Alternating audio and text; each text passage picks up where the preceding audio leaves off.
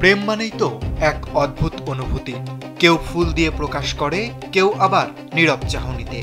আবার কারো কাছে প্রেম মানেই সাহসী এক অভিযাত্রা।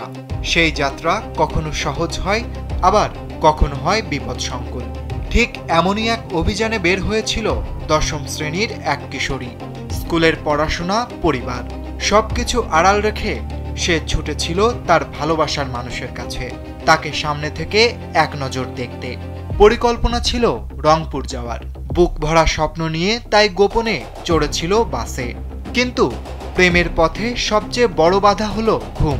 হ্যাঁ, বাসে ঘুমিয়ে পড়েছিল ওই কিশোরী।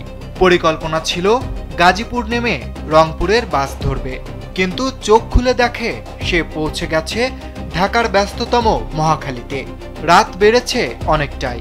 বাস থেকে নেমে গেছে প্রায় সব যাত্রী। একা থেকে গেছে ওই কিশোরী। ভয় আর অজানা আতঙ্কে খানিকটা স্থির হয়ে গেছে সে। এক পর্যায়ে বাসের স্টাফরা জেরা করতে শুরু করে। এতে কিছুটা অসহায় পরিস্থিতিতে পড়ে ওই কিশোরী।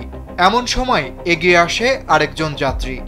রাত ৩টায় ডায়াল করে জরুরি সেবা নাম্বার 999।